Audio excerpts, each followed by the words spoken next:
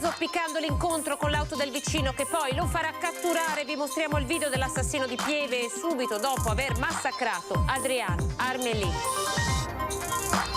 Chiediamo giustizia. Le parole dei familiari di Mara Visentin, vittima insieme all'amica Miriam Cappelletto dell'incidente sul terraglio provocato dal 25enne rom di Treviso. Fissate le date dei funerali, saranno giovedì e venerdì. Il responsabile intanto resta stazionario in terapia intensiva. La famiglia, per voce dello zio, si è rivolta con un video sui social ai parenti delle vittime chiedendo scusa. Il 31 marzo cessa lo stato di emergenza, ma il contagio continua a salire in Veneto. Nelle ultime 24 ore oltre 10.000 nuovi contagi. Attenzione sulle case di riposo. I carabinieri di Trapani hanno scoperto un giro di concorsi pubblici truccati per entrare in polizia. Nei vigili del fuoco coinvolti 3 residenti nel Veneziano e 1 nel Trevigiano. Incendi in Veneto, domato il rogo di Fossa nell'altopiano, ancora focolai nel Bellunese. A Soffranco resta chiusa a tempo indeterminato la provinciale 251/48, i roghi in questo mese. Il mosaico del giudizio universale sopra l'ingresso principale della Basilica di San Marco sta perdendo le tessere, allestito un ponteggio per un intervento urgente di restauro. TG Veneto, buonasera, ben ritrovati in diretta. Il salto dopo l'omicidio e la fuga zoppicando. Vi facciamo vedere in esclusiva il video dell'assassinio di Adriano Armelin, Pieve di Soligo, proprio che cosa è accaduto poco dopo il massacro. Guardate. È venerdì, la sera dell'omicidio. Mohamed Boumarouane ha appena massacrato Adriano Armelin ed è un uomo in fuga. Gli istanti sono cristallizzati dalle telecamere di sorveglianza installate nella casa di Luciano, il vicino. Alle 19:51 l'obiettivo cattura il 36enne mentre salta dalla tettoia della rimessa auto e cade sulla proprietà del dirimpettaio. Il balzo nel buio della sera e nello stato di alterazione del marocchino è scomposto. L'uomo si ferisce nella caduta, si rialza con fatica e si allontana zoppicando. Vuole allontanarsi il più possibile, ma non può correre. In mano ha il sacchetto che contiene i surgelati e le merendine, assurdo bottino della violenza, mentre Adriano agonizza in un lago di sangue. Pochi secondi dopo, l'assassino viene intercettato da un'altra telecamera. Nello stesso istante si vedono i fari dell'auto di Luciano che sta rientrando a casa, ignaro di quello che lo attende. Le luci illuminano l'entrata della sua abitazione, si apre il cancello e si attiva anche l'illuminazione esterna della casa. Mohamed, sempre zoppicando, esce proprio davanti all'auto del proprietario come se nulla fosse. Nella vettura Luciano resta sbalordito per la presenza dell'intruso nel suo giardino. Istanti terribili, difficile capire cosa fare. Pochi secondi per parcheggiare. Mohamed intanto pensa a dove fuggire, che direzione prendere. Luciano esce dall'auto, torna al cancello e lo insegue. Lo raggiungerà poco dopo. Il resto è la cronaca di questi giorni. Luciano è ancora sconvolto, prova un sentimento di dolore e commozione per la famiglia di Adriano Armelin, ma non ci sta a passare per l'eroe che ha fatto catturare l'assassino. Io non ho fatto nulla di eroico. Quello che ho fatto io deve essere la normalità. L'assassino in carcere per ora non parla. Nelle prossime ore verrà conferito al medico legale l'incarico di eseguire l'autopsia sul povero corpo martoriato dell'83enne. Davanti alla sua abitazione restano i fiori e gli omaggi di un paese ancora sconvolto. Dal massacro di Pieve di Soligo alla tragedia del Terraglio chiediamo giustizia. Le autorità vadano fino in fondo. A parlare sono i familiari di Mara Visentin, la 63enne di Preganziol, vittima insieme all'amica Miriam Cappelletto dell'incidente provocato dal 25enne rom Ronny Levakovic. Giovedì l'addio a Mara, venerdì quello a Miriam. 24 ore separeranno il saluto della comunità alle due amiche che hanno condiviso il tragico destino dello schianto sul Terraglio, l'auto di Ronny Levakovic come un proiettile sulla loro vettura. La procura non ha ritenuto necessario far svolgere l'autopsia e ha dato il nulla osta alla sepoltura. Nella chiesa arcipretale di Preganzioli il 31 marzo alle 15 i funerali di Mara Visentin. Il 1 aprile sempre alle 15 ma nella chiesa parrocchiale di Concio di Casale sul Sile la cerimonia per Miriam Cappelletto. Sarà il momento del ricordo e del dolore in attesa che le indagini mettano il 25enne rom di fronte alle sue responsabilità. La procura nelle prossime ore disporrà una perizia cinematica per ricostruire l'esatta dinamica, le cause e tutte le responsabilità in capo al 25enne che potrebbe dover rispondere di diverse altre aggravanti, a partire dalla velocità, fermo restando che si attendono sempre gli esiti degli esami tossicologici per verificare se si trovasse anche alla guida in stato di ebbrezza o sotto l'effetto di stupefacenti. I familiari di Mara Visentin, che si sono affidati allo studio 3A, fanno una richiesta precisa. Chiediamo che sia fatta giustizia, dicono, speriamo che la magistratura vada fino in fondo a quello che è successo, che le autorità intervengano seriamente e che non si risolva tutto nel solito gran polverone dei primi giorni per poi dimenticare e chiudere tutto. Non solo per Mara e per Miriam proseguono, ma perché crimini del genere non devono più ripetersi. Persone come queste, che non hanno rispetto per la vita altrui, vanno fermate e punite. Poteva capitare a una famiglia con bambini piccoli o a una scolaresca. Levakovic resta stazionario in terapia intensiva, intanto la famiglia, per voce dello zio attraverso i social, chiede scusa ai familiari delle vittime.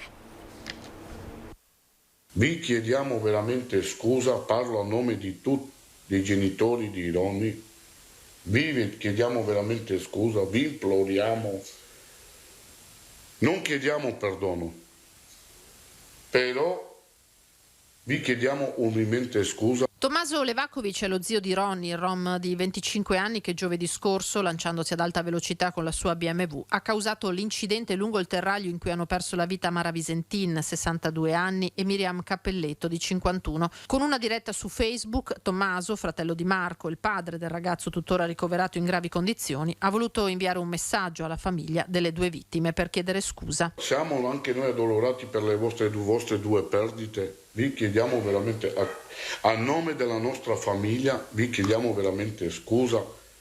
Non sappiamo come comportarci, non sappiamo se dobbiamo fare una chiamata, non sappiamo come anche noi siamo distrutti nel nostro dolore per le vostre perdite. Verrà il momento che Ronny, se vivrà, c'è un punto, se vivrà, pagherà le sue conseguenze con la giustizia italiana. Il papà è distrutto, la mamma è distrutta, la moglie è distrutta. Non è che è stata fatta una cosa volontariamente, che Ronny ha preso la macchina e ha voluto uccidere. Purtroppo è capitato questa disgrazia. Se si riprenderà, Ronny pagherà, ripete lo zio, e vivrà per tutta la sua vita con il rimorso. Per il suo comportamento però non deve rimetterci l'intera comunità a cui appartiene. Siamo rom, siamo zingari, ci definite killer, ci definite malvagi, definiteci come volete, però ricordatevi una cosa. Vi prego, vi supplico, credeteci che siamo noi addolorati, molto molto addolorati per le due perdite, delle due signore. Le altre due tragedie della strada di ieri nel Padovano, il piccolo di soli 3 mesi ucciso, travolto mentre era in carrozzina spinta dalla mamma, e poi la 37enne che ha trovato la morte lungo la tangenziale, 2 incidenti mortali su cui è intervenuta la politica padovana. La politica padovana, all'indomani dei 2 incidenti mortali lungo la tangenziale sud e in via Plebiscito, si interroga su prevenzione e sicurezza.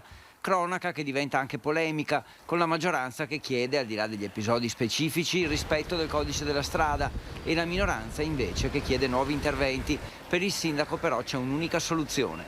Bisogna andare piano, uno può fare tutte le normative che vuole, poi sono tantissimi quartieri a 30 all'ora, però alla fine bisogna andare piano, perché cosa risparmia? 1 minuto, 2 minuti? Non ha senso. Io penso a quello che è capitato, questa tragedia.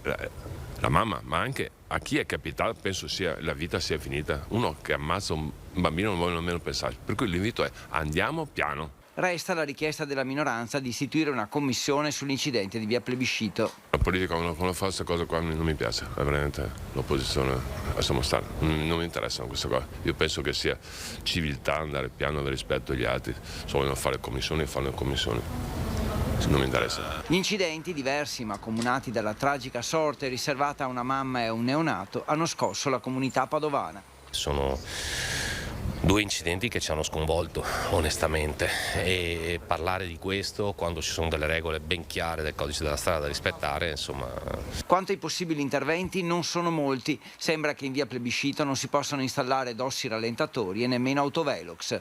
Io credo che tutto quello che è previsto dal codice della strada è adottato, e i rallentatori, i dissuasori di velocità vanno in contrasto con, per esempio, le ambulanze, i 118. Adesso magari una riflessione potrà essere fatta, ma ribadisco, noi seguiamo tutto quello che ci dice il codice della strada. Sono successe due cose, ripeto, drammatiche nello stesso momento, e questo ovviamente riporta la nostra stessa coscienza a dover fare delle riflessioni. Intanto, su entrambi gli incidenti proseguono le indagini per accertare le responsabilità e l'esatta dinamica dell'accaduto. Coronavirus, il 31 marzo cessa lo stato d'emergenza, ma pare che il Covid stia rialzando la testa. 10.000 nuovi positivi soltanto nella giornata di ieri in Veneto. Positivi nelle ultime 24 ore, quasi 10.000, 9.649. Vedete che l'impennata c'è. A pochi giorni dalla cessazione dello stato di emergenza, il Covid sembra rialzare la testa. Nelle ultime 24 ore in Veneto sono stati intercettati 10.000 nuovi positivi. L'incidenza sale a 9,76%, ma resta una delle più basse in Italia. Nuovi contagi, nemmeno così inaspettati per la verità, che portano a oltre 76.000 il numero dei veneti in isolamento. Gli ospedali tornano a riempirsi. 47 persone sono state ricoverate, contagiate per l'aggravarsi delle loro condizioni, ma il numero delle terapie intensive rimane stabile. La stragrande maggioranza delle persone che perdono la vita e finiscono in terapia intensiva hanno due caratteristiche: o sono non vaccinati, il non vaccinato ha 15 volte in più la possibilità di andare in ospedale, o sono persone che hanno altre comorbidità, cioè sono i famosi fragili. Auspica Zaia che si inizi a pianificare una strategia per mettere in sicurezza i fragili. Il Veneto lo farà anche alla luce della recrudescenza dei contagi nelle case di riposo. Su 30.000 anziani ricoverati e vaccinati con booster sono già 1.000 i nuovi positivi. Per fortuna sono ancora positività, per certi versi, da pochi sintomatici, quindi da cose non problematiche, però vedete che il virus attecchisce di più dove c'è fragilità. Questo ci preoccupa. Anche perché la campagna vaccinale è alle battute finali. 2.700 sono fino ad ora i profughi ucraini arrivati in Veneto che hanno ricevuto il vaccino contro il Covid. Almeno 17.000 sono quelli arrivati nella nostra regione, tutti tamponati. L'incidenza Covid rimane bassa, meno del 3%. Più della metà, 10.000, ha deciso di restare. Per Zaia però chi accoglie, anche i privati, dovrebbe essere sostenuto economicamente. In serata la conferenza stampa a Roma che confermerà il contributo di autonoma sistemazione. Questa è la definizione che riceveranno le famiglie italiane secondo le ordinanze di protezione civile appena emanate. Cosa dice l'ordinanza? Dice che gli ucraini che hanno fatto richiesta di protezione temporanea e che abbiano trovato un'autonoma sistemazione riceveranno un contributo di sostentamento una tantum pari a 300 euro mensili pro capite per la durata massima di 3 mesi decorrenti dalla data d'ingresso d'Italia. In caso ci siano dei minori in favore dell'adulto titolare della tutela legale o affidatario è riconosciuto un contributo addizionale mensile di 150 euro per ciascun figlio di età inferiore ai 18 anni.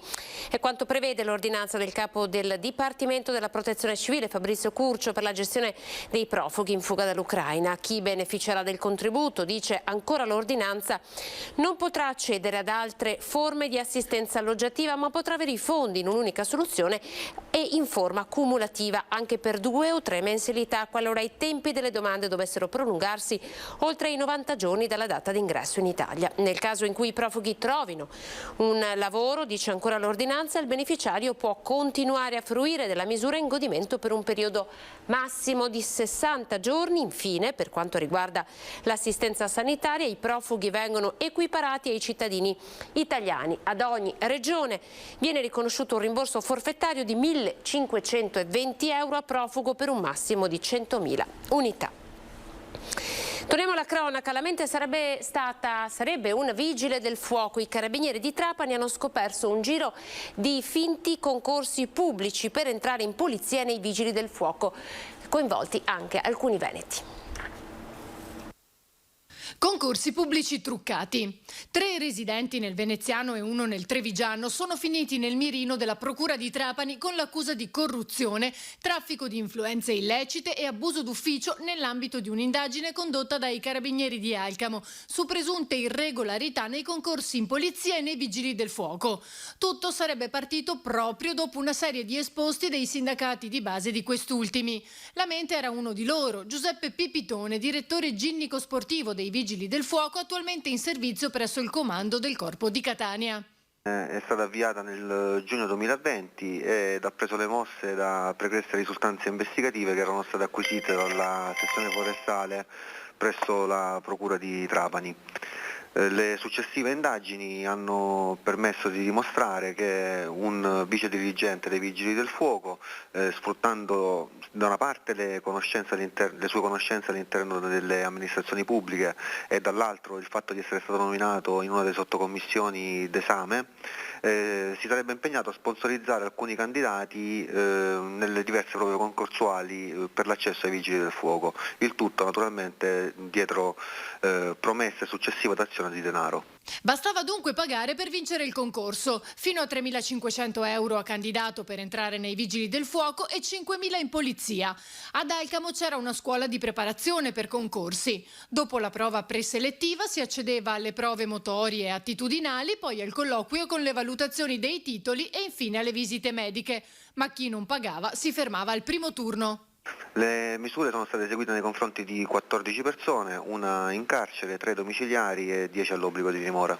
Dei 3 veneziani agli arresti domiciliari sono finiti Vincenzo Faraci, 47enne di Alcamo, rintracciato ad Olo, e il 59enne Filippo Alessandro Lupo, originario di Marettimo ma residente nella Marca.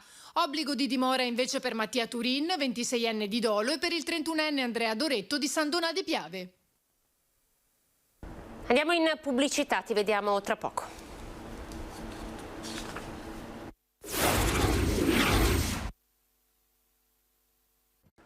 TG Veneto, ben ritrovati, ripartiamo dagli incendi domato, quello di Foggia, però davvero questa volta l'altopiano ha paura.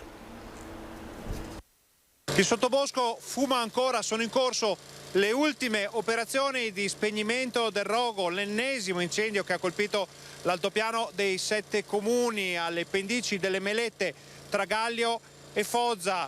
È finita anche questa volta, sono serviti molti passaggi di Canadair, tanti passaggi con l'elicottero e decine di operatori sul campo. È finita, dicevamo, ma l'altopiano ha paura di trovarsi di nuovo in queste situazioni.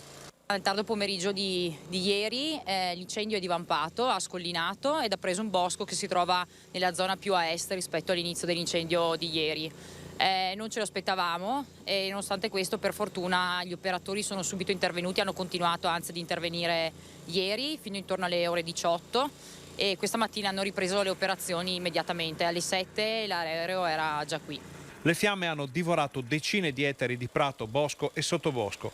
Numerosi passaggi del Canadair e dell'elicottero hanno permesso di vincere il rogo assieme al lavoro delle squadre direttamente sul campo. Rinnovo sia come vice sindaco che personalmente i miei più sentiti e sinceri ringraziamenti a tutti gli operatori che sono stati veramente pronti ad intervenire e soprattutto anche nel coordinarsi tra di loro. Il rogo di Foggia arriva a pochi giorni da quello di Stoccaredo di Gallio. Su entrambi grava l'ombra del dolo e ora l'altopiano ha davvero paura. Nell'arco di una settimana è già il secondo di questi episodi e confidiamo nel fatto che non si ripeta assolutamente più. Siete pronti qui in altopiano per rispondere a queste emergenze, secondo lei, anche dal punto di vista dell'approvvigionamento idrico?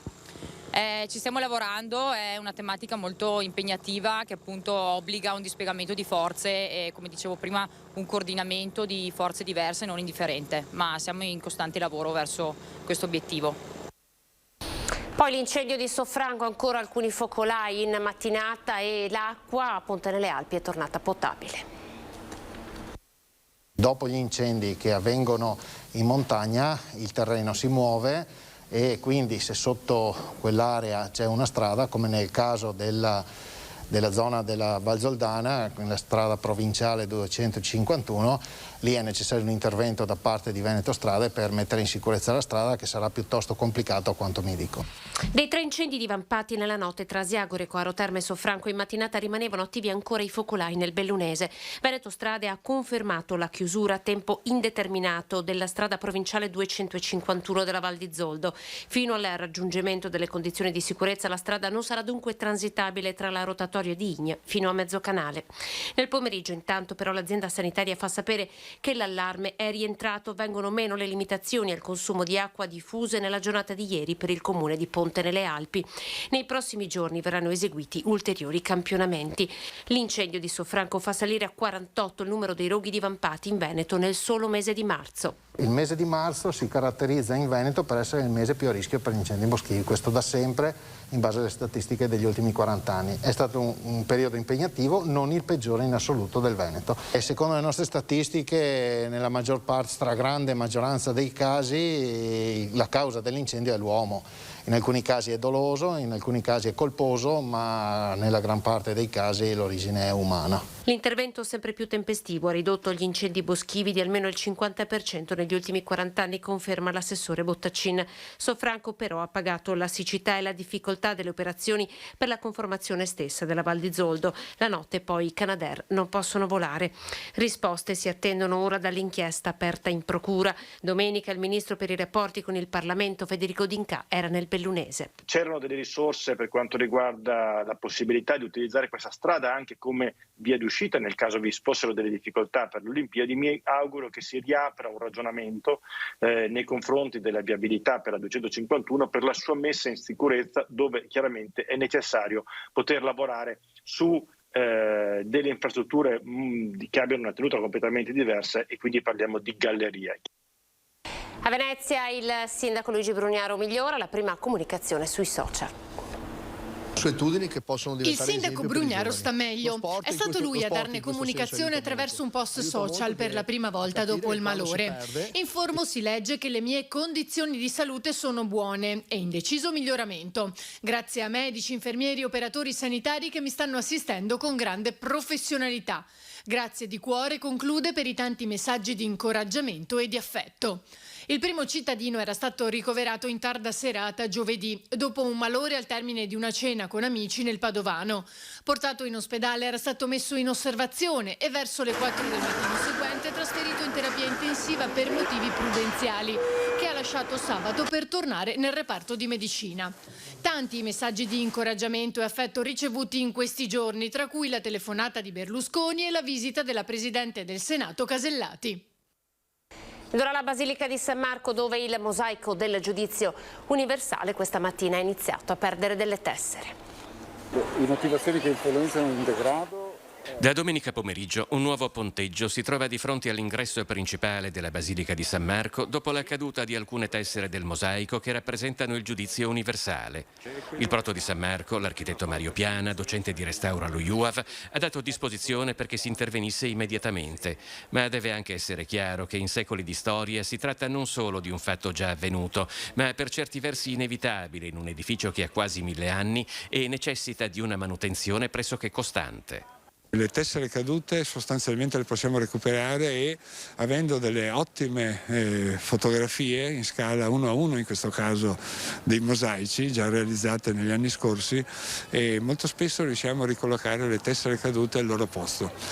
Per quanto riguarda il consolidamento generale, è un intervento che viene fatto non certo sostituendo tessere o parti di mosaico, ma iniettando dei composti di consolidamento. Tra chi non la conosce bene è opinione piuttosto diffusa che da un certo punto in avanti Venezia sia rimasta architettonicamente immobile nei secoli, cosa che invece non vale nemmeno per la sua basilica. Anzi, tra i mosaici della facciata, l'unico rimasto degli originali duecenteschi è quello del portale di Sant'Alipio. Su tutti gli altri si è intervenuti, a volte anche con cambiamenti significativi. Riproducevano l'iconografia, la rappresentazione che esisteva in ogni singolo portale o nelle lunette, con lo stile del tempo. ed è solo dalla seconda metà del XIX secolo che invece i mosaici, quando entravano in crisi, hanno cominciato ad essere distaccati e poi rimontati. La Basilica di San Marco è un edificio prezioso quanto delicato e sono parecchie le sfide manutentive in atto, a partire da quella invisibile cintura di sicurezza dalle acque alte, attualmente in realizzazione lungo tutto il perimetro della chiesa. Siamo alle previsioni del tempo dopo di noi, TG Venezia, grazie per essere stati in nostra compagnia, buon proseguimento di serata, arrivederci.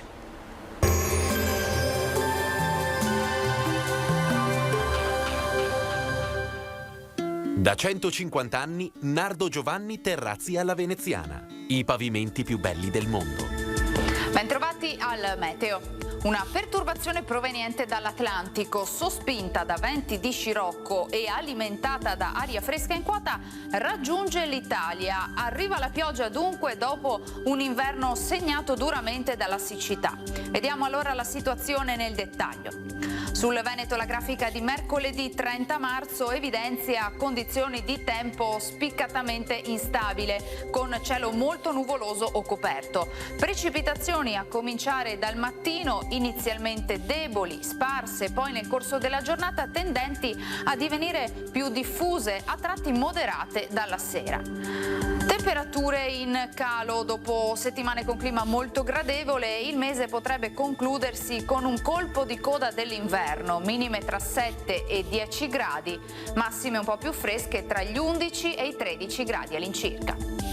Spostiamoci ora sul Friuli Venezia Giulia, anche in questo caso il cielo sarà coperto con piogge in genere deboli o moderate, più abbondanti sulle prealpi Giulie. A tratti sulla costa soffierà vento da sud moderato. Temperature minime tra 9 e 11 gradi, massime sui 12-14 all'incirca. Infine diamo uno sguardo al Trentino Alto Adige, dove non cambia la situazione, anche qui sarà molto nuvoloso, rovesci sparsi che tenderanno a diventare più diffusi poi tra giovedì e venerdì soprattutto. Temperature minime intorno ai 7-8 gradi, massime sui 13-14 all'incirca. Dal meteo per ora è tutto, vi auguro un buon proseguimento in compagnia di Antenna 3.